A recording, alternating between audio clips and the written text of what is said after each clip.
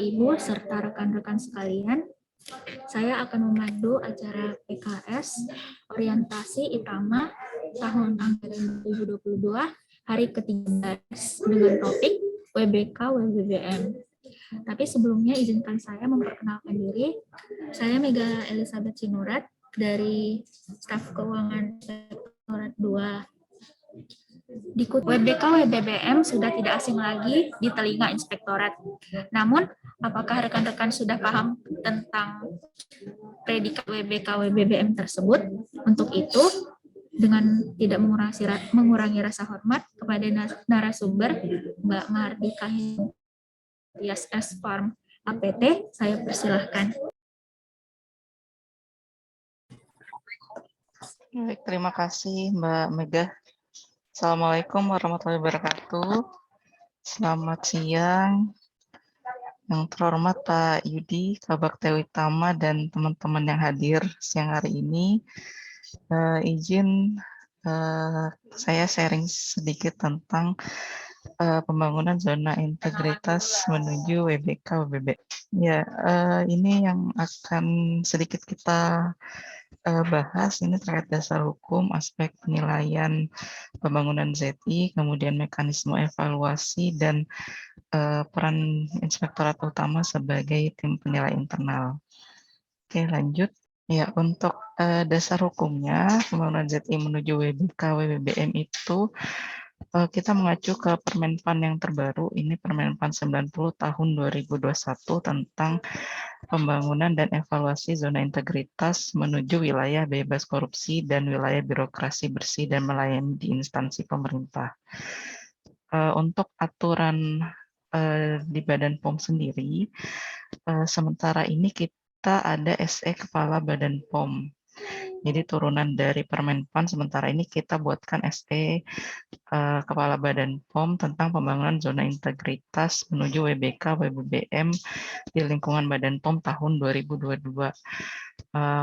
Sebenarnya kita memiliki keputusan kepala badan, tapi masih mengacu pada peraturan sebelumnya, jadi belum kita update dan saat ini masih berproses untuk revisi KPK pembangunan ZI di Badan POM.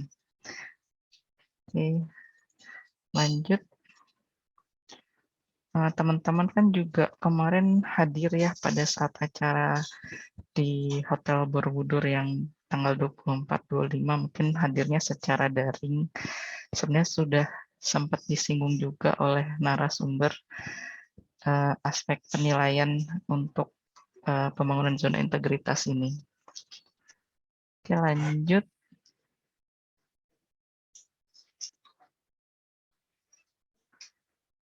Nah, sebelum membahas tentang aspek penilaian zona integritas, sebenarnya di setiap kementerian lembaga itu diamanati untuk melaksanakan reformasi birokrasi.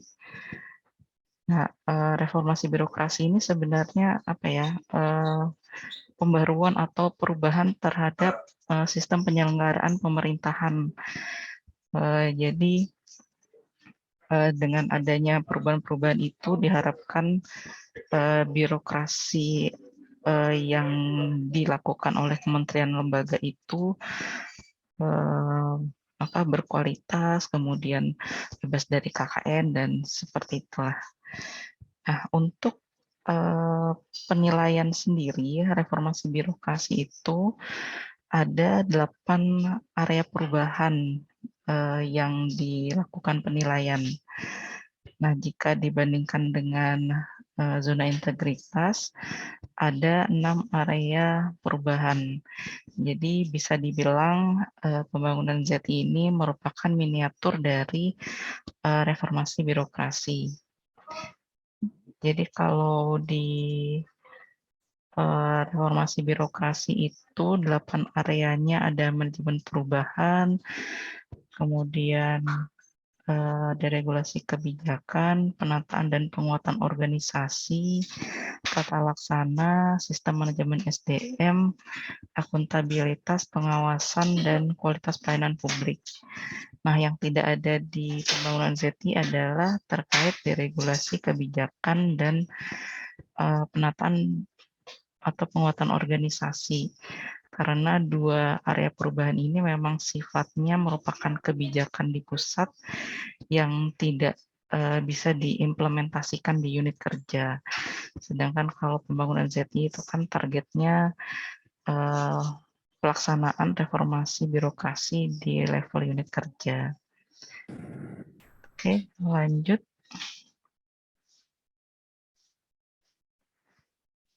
Nah, ini gambaran tentang perkembangan reformasi birokrasi dan ZI di Badan POM. Jadi dalam pelaksanaan reformasi birokrasi itu kita dilakukan evaluasi oleh Kementerian PAN-RB dan kita mendapatkan indeks RB, indeks reformasi birokrasi. Nah, ini perkembangan indeks RB di Badan POM alhamdulillah dari tahun ke tahun selalu meningkat.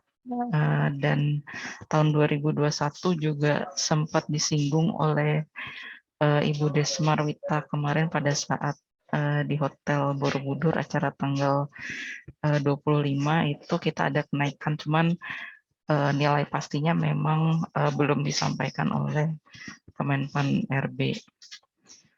Nah, untuk pembangunan ZI menuju WBK WBBM, goalnya adalah ada unit kerja yang mendapatkan predikat WBK atau WBBM. Nah, untuk perkembangannya seperti ini. Jadi pada tahun 2014 ini Badan POM memulai pembangunan ZI, jadi melakukan pencanangan atau komitmen bahwa unit kerja di Badan POM akan melakukan pembangunan ZI. Kemudian melalui mekanisme evaluasi kita usulkan unit-unit kerja yang berpotensi untuk mendapatkan predikat WBK WBM, dan setelah dievaluasi oleh tim penilai nasional ini hasilnya tahun 2017 dari Badan POM ada 4 unit kerja yang mendapatkan WBK. Kemudian tahun 2019 7 unit kerja, 2020 ada 1 unit kerja yang WBBM dan 10 unit kerja WBK. Kemudian tahun 2021 ada 4 unit kerja WBBM dan 7 unit kerja WBK. Jadi sebelum unit kerja itu mendapatkan predikat WBBM, dia mendapatkan predikat WBK dahulu, baru nanti diusulkan untuk WBBM di tahun-tahun berikutnya jika nilainya memenuhi. Oke, lanjut.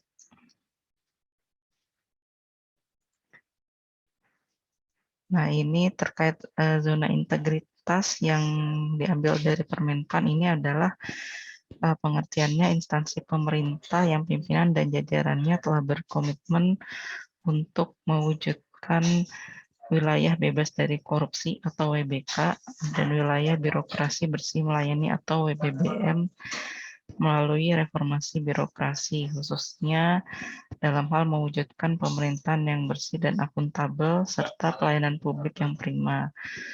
Nah, predikat WBK sendiri adalah predikat yang diberikan kepada suatu unit kerja atau satuan kerja yang telah berhasil melaksanakan reformasi birokrasi yang baik, yang telah memenuhi sebagian besar kriteria proses perbaikan pada komponen pengungkit, serta mewujudkan pemerintahan yang bersih dan akuntabel, serta pelayanan publik yang prima. Sedangkan untuk WBBM, ini hampir sama dengan yang WBK, cuman dia levelnya lebih ke pelayanan publik, mewujudkan pemerintahan yang bersih dan akuntabel serta pelayanan publik yang prima. Jadi lebih sebenarnya kalau dari tingkatannya itu lebih ke pelayanan publik yang primanya itu lebih ditonjolkan gitu. Lanjut. Nah, tujuan evaluasi ZI ini untuk menilai dan memberikan saran perbaikan dalam pelaksanaan pembangunan ZI agar dapat mewujudkan unit kerja yang bersih dan bebas dari praktek KKN serta mampu memberikan pelayanan yang berkualitas kepada masyarakat dan pemangku kepentingan lainnya. Oke, lanjut saja. Nah, ini jadi dalam rangka pengusulan unit kerja ke Kementerian PAN dan RB, ini ada persyaratan yang ditetapkan di Permenpan 90 tahun 2021. Persyaratannya itu ada di tingkat instansi dan ada persyaratan di tingkat unit kerja atau satuan kerja. Jadi untuk persyaratan di tingkat instansi, yang pertama opini BPK-nya harus WTP, wajar tanpa pengecualian. Kemudian predikat sakit, ini kita peroleh dari penilaian Kemenpan RB, minimal B jika unit kerja tersebut akan diusulkan WBK, atau minimal BB jika unit kerja tersebut akan diusulkan WBBM. Kemudian indeks RB ini minimal B untuk BBK dan minimal BB untuk kementerian lembaga. Kemudian maturitas SPIP minimal untuk level 3. Nah, secara persyaratan instansi ini Badan POM sudah memenuhi karena kita untuk opini LK dari BPK ini sudah WTP mungkin sekitar 7 tahun ya. Sakit juga sudah naik di BB, posisi BB, indeks RB juga demikian, dan maturitas SPIP ini juga sudah di level 3. Kemudian persyaratan untuk tingkat unit kerja atau satuan kerjanya. Yang pertama ini dia merupakan core layanan utama dari instansinya, memberikan dampak signifikan terhadap persepsi masyarakat tentang kualitas birokrasi.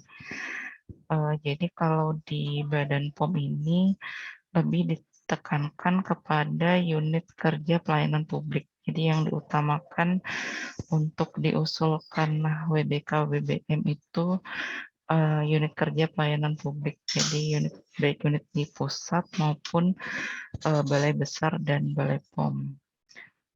Untuk lokal sendiri karena mereka itu baru mandiri, jadi belum untuk sementara ini belum masuk untuk diusulkan ke Kemenpan gitu. Kemudian kepatuhan.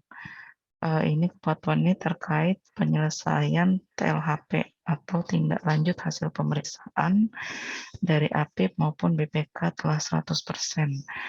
Jadi seluruh rekomendasi yang dikeluarkan oleh Inspektorat Utama maupun BPK ini harus sudah ditindaklanjuti sesuai saran seluruhnya. Kemudian pelaporan LKHSN dan LHKPN telah 100%. Kemudian periode pembangunannya untuk WBK telah melakukan pembangunan WBK minimal 1 tahun. Sedangkan untuk WBBM telah melakukan pembangunan WBBM minimal 1 tahun. Jadi untuk pengusulan predikat WBBM ini memang harus dilakukan secara berjenjang.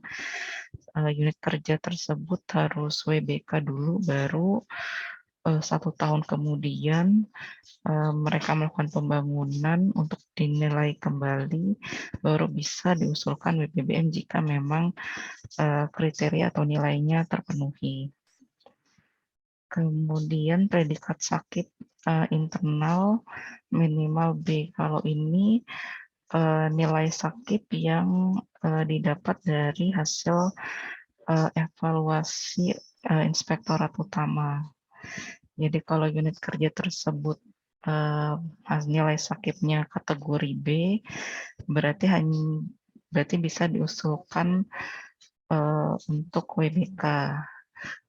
Untuk WBBM minimalnya kategori BB. Oke, lanjut. Nah, untuk aspek-aspek yang dinilai itu ada 2 komponen.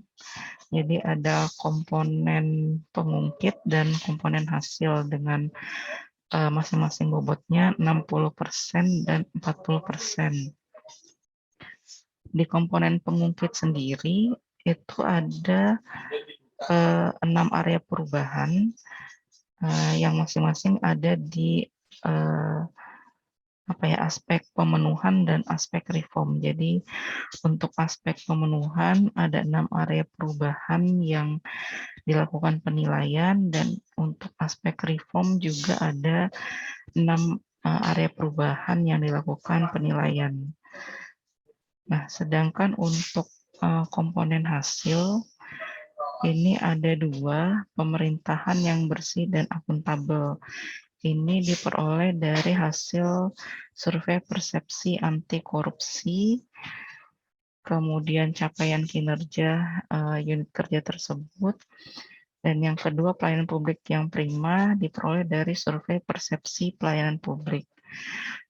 Untuk survei persepsi anti korupsi dan survei persepsi pelayanan publik ini dilakukan terintegrasi dengan SKM atau survei kepuasan masyarakat pada aplikasi Sapa Update.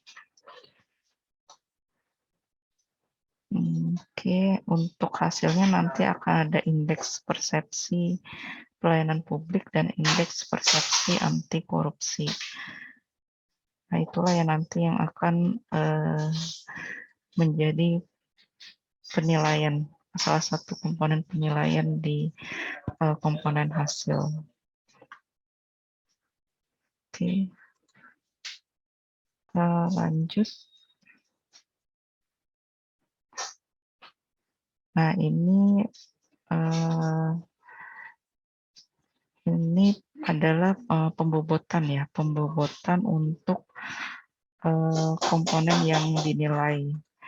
Jadi kalau dibandingkan dengan Permenpan sebelumnya, hal yang baru di Permenpan 90 tahun 2021 ini adalah adanya aspek reform pada komponen pengungkit dan adanya penilaian capaian kinerja pada komponen hasil gitu. Untuk bobotnya ini bisa teman-teman lihat di sini. Oke, lanjut saja. Nah, jadi nanti di pembangunan ZI itu kita menggunakan tools dari Kemenpan yang namanya lembar kerja evaluasi. Di dalamnya ada 6 area perubahan, yang masing-masing area perubahan itu ada hal-hal yang ditanyakan. Jadi misalnya untuk manajemen perubahan ini pada aspek pemenuhannya itu ditanyakan terkait tim kerja pembangunan ZI, kemudian rencana pembangunan ZI, kemudian monefnya, dan perubahan pola pikir dan budaya kerja. Sedangkan untuk aspek reformnya ini yang ditanyakan terkait komitmen dalam perubahan, komitmen pimpinan, dan membangun budaya kerja. Oke, lanjut. Nah, untuk area perubahan kedua di area tata laksana, penataan tata laksana, ini yang ditanyakan di aspek pemenuhan terkait prosedur operasional tetap atau SOP kegiatan utama, kemudian e-office atau biasanya aplikasi-aplikasi yang kita gunakan di unit kerja tersebut. Kemudian terkait keterbukaan informasi publik. Jadi informasi-informasi apa saja yang harus tersedia atau informasi apa saja yang dikecualikan untuk di-share oleh unit tersebut. Nah, itu harus di-mapping oleh unit kerja. Kemudian untuk aspek reformnya, ini ada peta proses bisnis yang dikaitkan dengan adanya penyederhanaan jabatan, kemudian SPBE, dan transformasi digital. Oke, lanjut.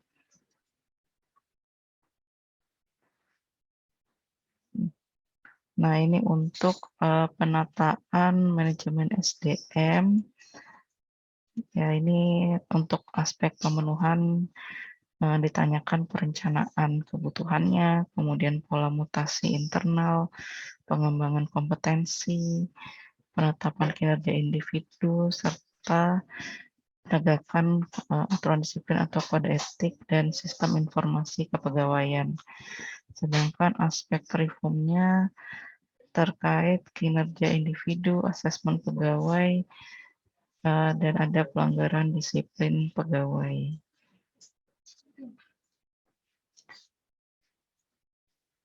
Next aja.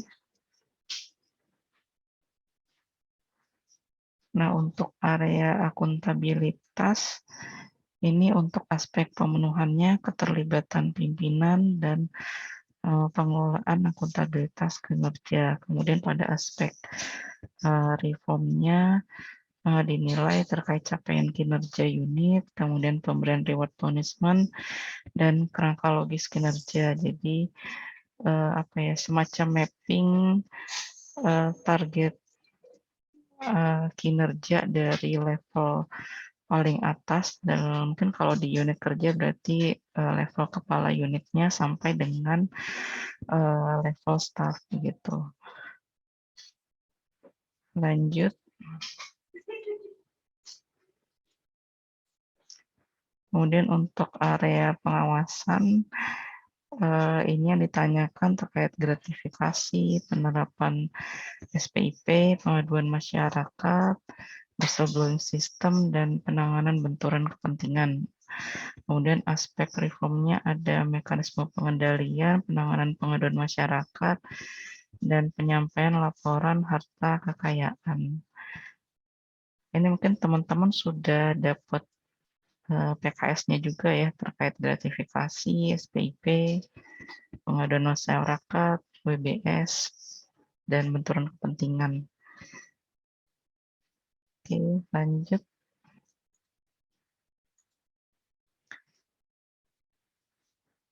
Nah, yang pelayanan publik, ini akan ditanyakan terkait standar pelayanan, kemudian budaya pelayanan prima, terus pengelolaan pengaduan.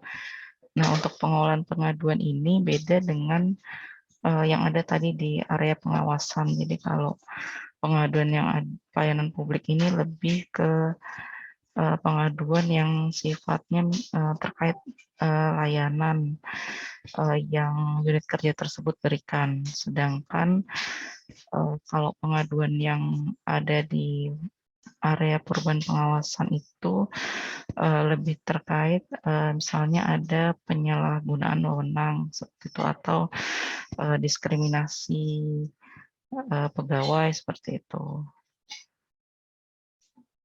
Oke, mungkin lanjut saja. Nah, ini yang untuk komponen hasil tadi sudah disampaikan. Untuk yang birokrasi yang bersih dan akuntabel, bobotnya 22,5% dari total komponen hasil itu 40%. Nilai survei persepsi korupsi. Nah, ini survei yang dilakukan ke pelanggan ya, dilakukan kepada pelanggan bersamaan dengan survei persepsi kualitas pelayanan. Oke, lanjut. Lanjut kemudian untuk mekanisme evaluasi. Nah, ini secara garis besar tahapan pembangunan ZI itu dimulai dari pencanangan ZI berupa penandatanganan fakta integritas dan deklarasi atau pernyataan komitmen. Kemudian penetapan unit kerja berdasarkan kriteria yang tadi disampaikan. Jadi dia yang unit kerja yang memiliki yang melakukan layanan utama atau core bisnis. Kemudian ada risiko tinggi dalam rangka penegakan budaya anti korupsi dan pelayanan prima, serta memiliki dampak luas kepada masyarakat.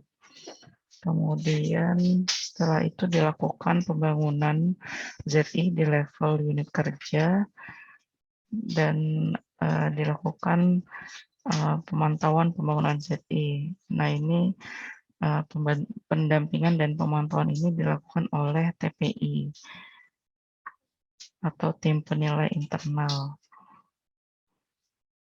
Kemudian lanjut, ini untuk proses pengusulan unit kerja ke Kemenpan dan RB. Jadi sesuai dengan surat edaran Kepala Badan yang tadi sebagai dasar hukum, itu seluruh unit kerja pusat melakukan pusat dan balai ya melakukan self assessment pengisian LKE PMPZI. Kemudian dilakukan untuk unit kerja eselon 2 pusat, karena dia atasannya itu eselon 1, dinilai dulu oleh tim penilai unit ya, TPU, baru nanti masuk ke Destap 1.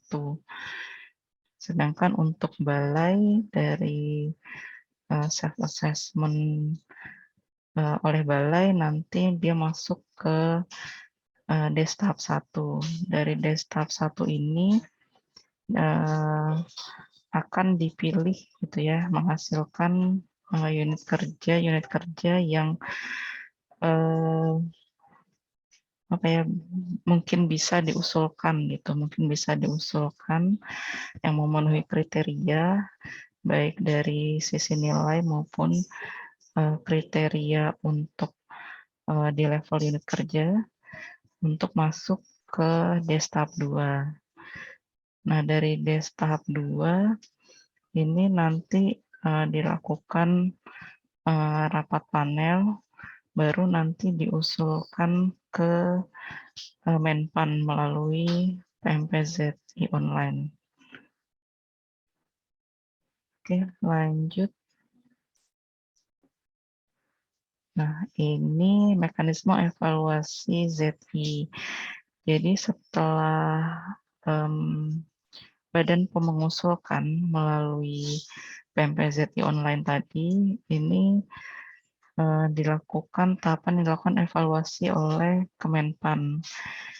Jadi akan ada survei untuk komponen hasil yang mungkin dilakukan oleh BPS atau pihak ketiga lainnya untuk memverifikasi komponen hasil unit kerja yang diusulkan tersebut.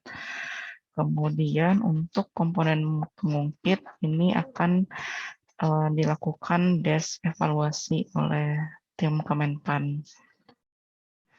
Dan jika memungkinkan, Menpan itu bisa juga melakukan evaluasi lapangan.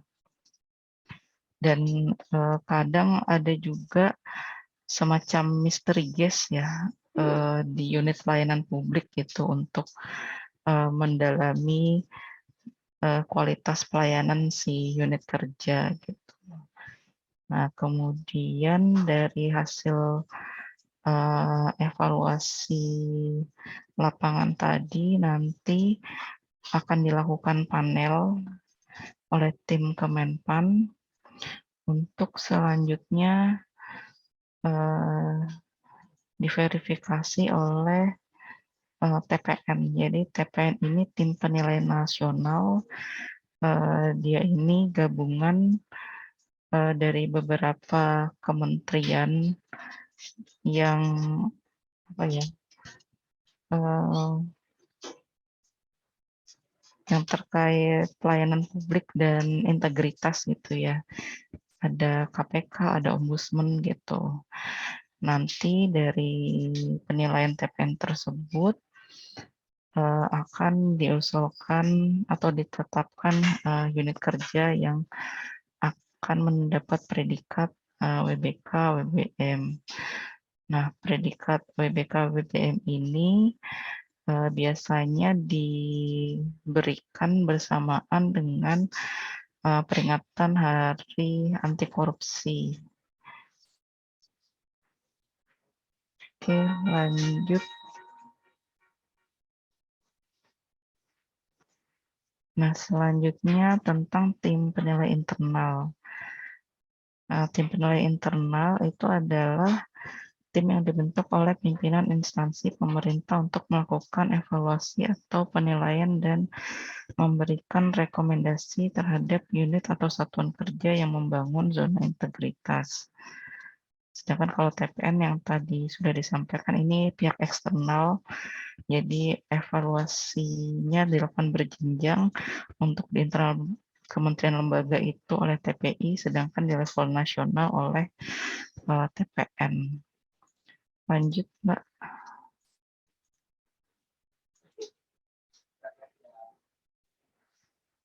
Nah, untuk tugas TPI di Badan POM ini ada 4, yaitu melakukan evaluasi terhadap pembangunan ZI, kemudian memberikan rekomendasi perbaikan, kemudian menyampaikan hasil evaluasi kepada pimpinan instansi terhadap kelayakan unit atau satuan kerja yang akan diajukan mendapat predikat WBK, WBBM kepada TPN, serta melakukan pemantauan berkala terhadap unit yang telah mendapat predikat menuju WBK dan minimal BB untuk unit kerja yang diusulkan WBBM.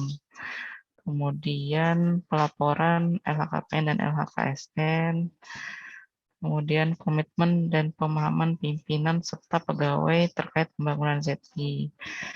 Nah, ini selain dari dokumen-dokumen yang unit kerja sampaikan ke kita sebagai TPI, biasanya kita juga bisa menilai dari gestur pada saat langsung ya, pada saat wawancara gitu.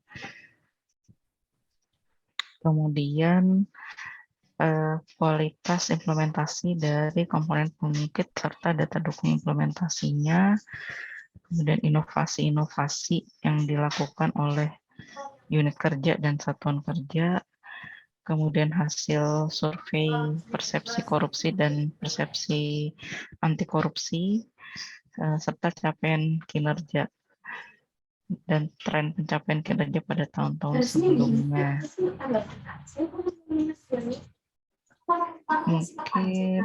Mungkin itu dari saya.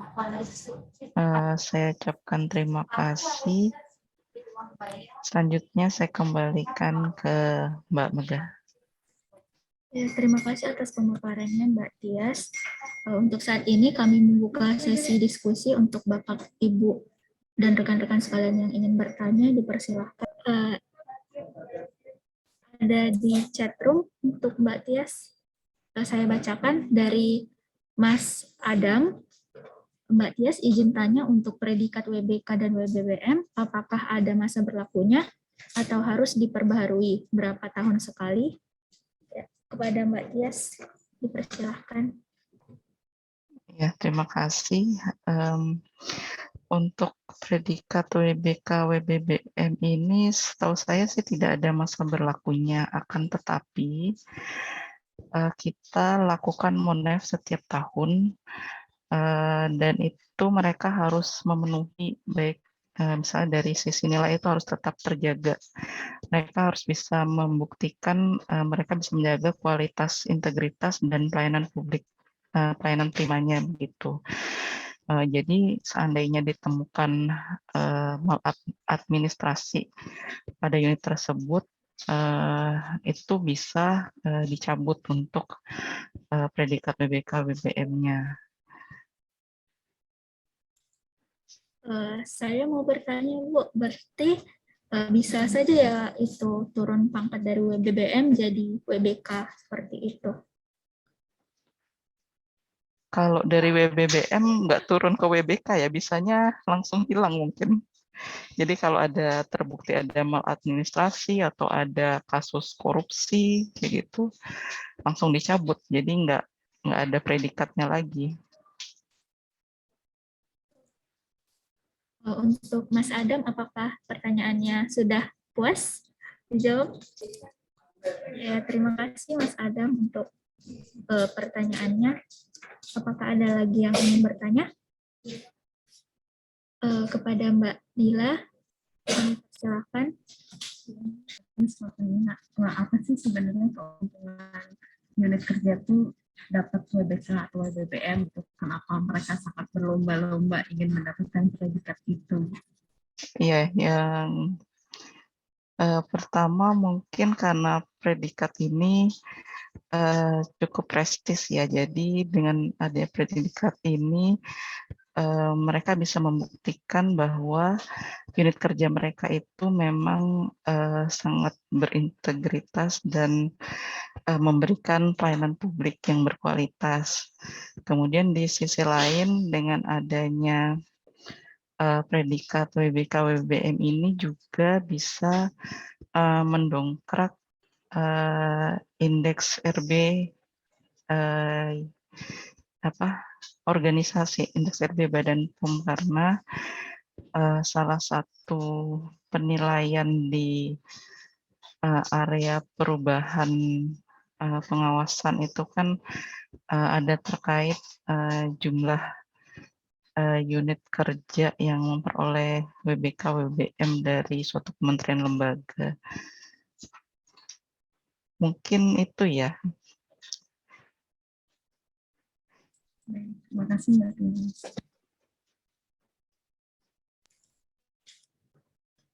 Apakah ada yang ingin bertanya lagi? Bapak Ibu sekalian, ya sepertinya cukup. Terima kasih. Oh, ada lagi Mbak dari Mas Adam pertanyaannya. Izin tanya kembali, tadi disampaikan ada tim TPI. Berarti tiap unit kerja itu membentuk tim khusus untuk pembentukan ZI atau bagaimana ya prosesnya? Iya, jadi untuk di unit kerja sendiri mereka membentuk tim pembangunan ZI kita nyebutnya atau tim RB unit kerja. Nah, dari situ nanti mereka mengisi LKE PMPZI kita nyebutnya. Nah, kemudian LKE PMPZI itu untuk di Badan POM sendiri sebelum disampaikan ke TPI ada proses review internal oleh auditor internal KMS masing-masing unit kerja. Kemudian dari hasil LKS self assessment itu nanti baru disampaikan ke TPI. TPI sendiri itu koordinatornya tuh di Inspektorat Utama gitu. Jadi unit kerja menyampaikan LKE dan data dukungnya ke kita. Nanti kita lakukan penilaian. Penilaiannya ini dilakukan secara bertahap. Ada DES tahap 1 dan DES tahap 2. Itu untuk yang Balai Besar, Balai POM. Nah, untuk unit kerja pusat yang memiliki eselon 1 gitu, misalnya direktorat registrasi gitu. Nah, mereka itu ada mekanisme penilaian dulu oleh TPU. Jadi nanti mereka dinilai dulu oleh TPU baru diusulkan ke TPI. Nah, proses selanjutnya sama nanti dilakukan penilaian oleh TPI secara berjenjang. Nanti setelah penilaian oleh TPI sampai DES tahap 2, kita mendapatkan unit-unit kerja yang memenuhi kriteria untuk diusulkan ke Kemenpan RB. Nanti di tim Kemenpan RB baru mau tim Menpan melakukan evaluasi gitu.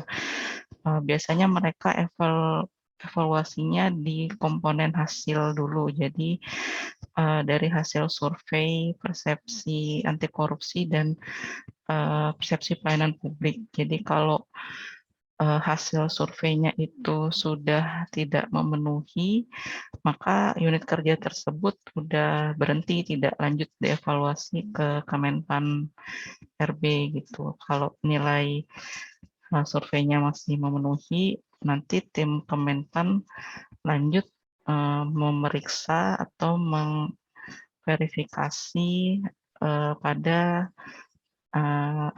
aspek pemenuhannya gitu. Baru nanti yaitu dipanelkan, ada proses panel juga di tim Kemenpan RB sehingga di akhir ditetapkan unit-unit yang berpredikat WBK WBM itu.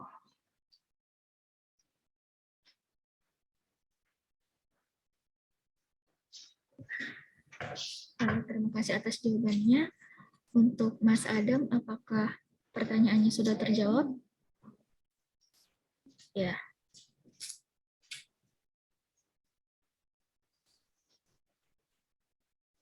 Apakah ada lagi yang ingin bertanya?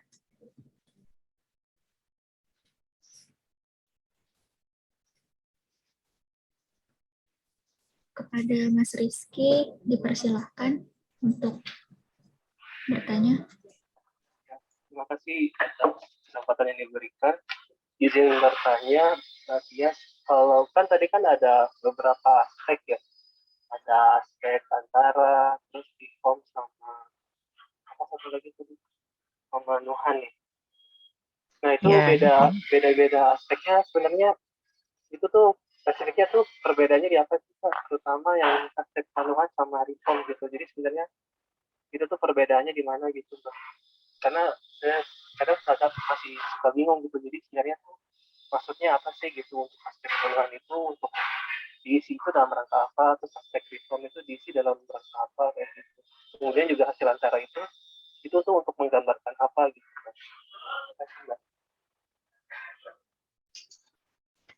Ya, ini sepertinya masih mix up dengan RB ya. Kalau di pembangunan Jati itu nggak ada komponen hasil antara. Jadi kalau hasil antara itu hanya ada di PMPRB. Itu yang pertama. Yang kedua, terkait aspek pemenuhan sama reform. Jadi kalau pemenuhan ini biasanya data dukung yang memang controllable di unit ya sepertinya gitu. Kalau reform mungkin lebih pengen menangkap perubahan yang terjadi. Jadi di masing-masing area itu kira-kira untuk melihat perubahannya si Menpan mengajukan pertanyaan terkait itu. Gitu.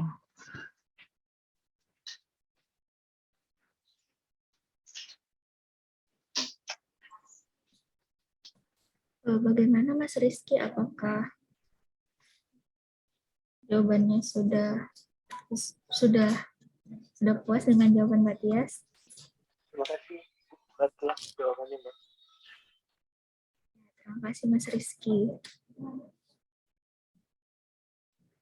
Izin Mbak Tias, ada lagi pertanyaan dari chat box dari Mbak Karina.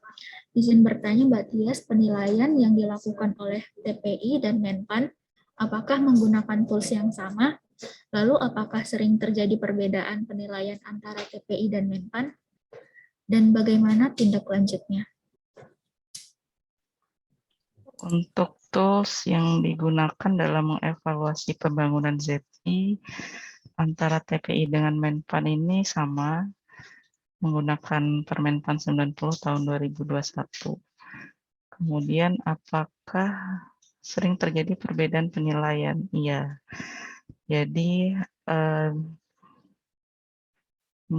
ada sih perbedaan penilaian antara TPI dengan Menpan. Jadi seperti halnya PMPRB dengan indeks RB. Jadi hasil penilaian PMPRB itu biasanya lebih tinggi daripada indeks RB yang kita peroleh dari Menpan. Nah, untuk ZI kemarin itu kita jadinya melakukan konversi terhadap hasil penilaian di TPI. Jadi misalnya dari TPI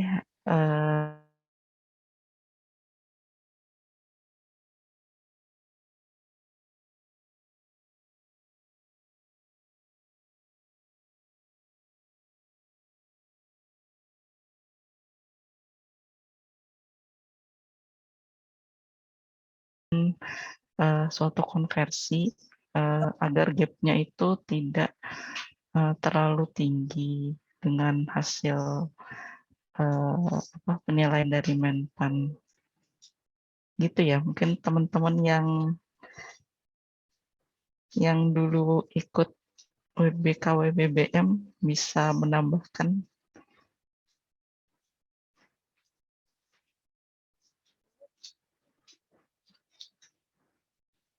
Yang mana? Mas Yus mungkin bisa menambahkan. Untuk perbedaan penilaian antara TPI dan Menpan ya. Tadi dijelaskan Mbak Tias. Mungkin dari segi gap penilaian dulu. Dari penilaian TPI dengan Menpan pasti ada gap.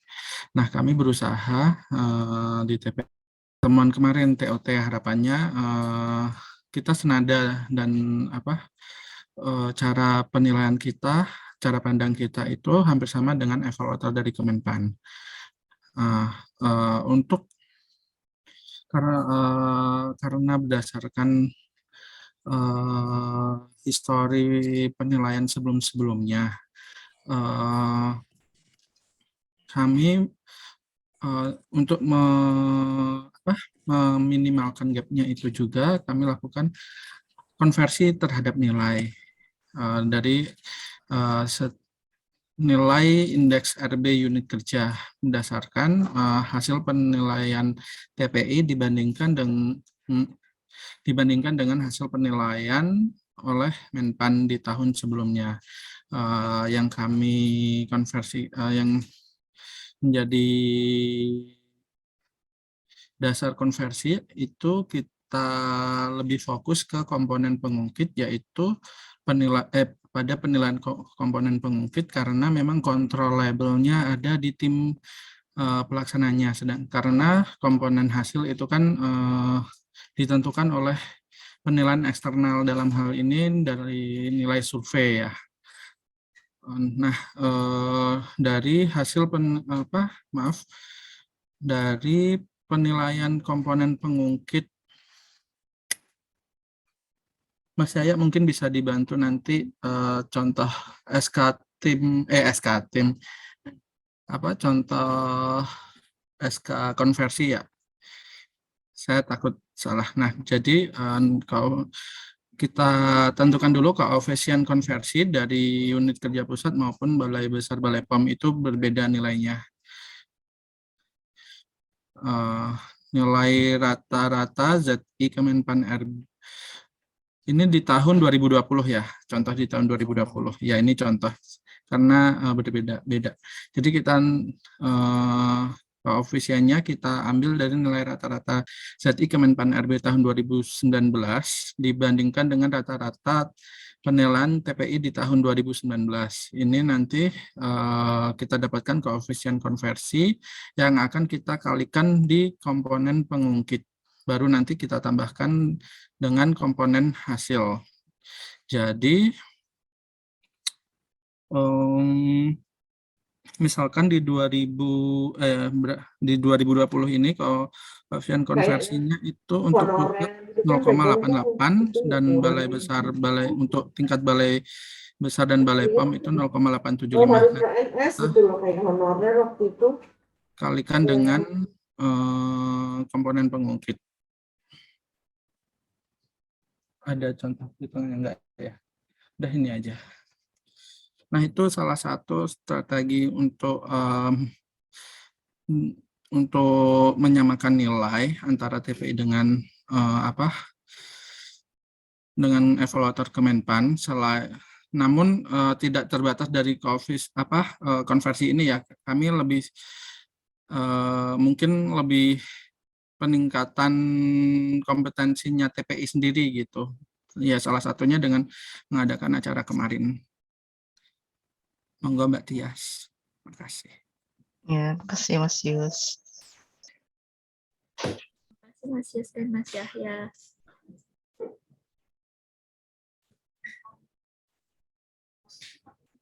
Ya, apakah ada pertanyaan lain? Tidak ada pertanyaan lain, biar kami cukupkan untuk sesi PKS pada hari ke-13 ini. Mohon maaf bila ada salah kata dan perbuatan dari moderator. Akhir kata, saya ucapkan terima kasih. Assalamualaikum warahmatullahi wabarakatuh. Selamat siang dan salam sehat. Mungkin untuk Mas Jihan bisa untuk dokumentasi. Ya, baik. Terima kasih Mbak Mega. Mohon izin dipersilakan Bapak dan Ibu peserta sekalian untuk dapat mengaktifkan fitur kameranya. Baik. Untuk slide yang pertama terlebih dahulu. 1, 2, 3.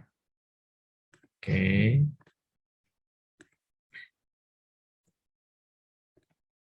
Selanjutnya untuk slide yang kedua. 1, 2, 3. Baik, terima kasih. Saya kembalikan ke Mbak Mega. Terima kasih untuk partisipasinya.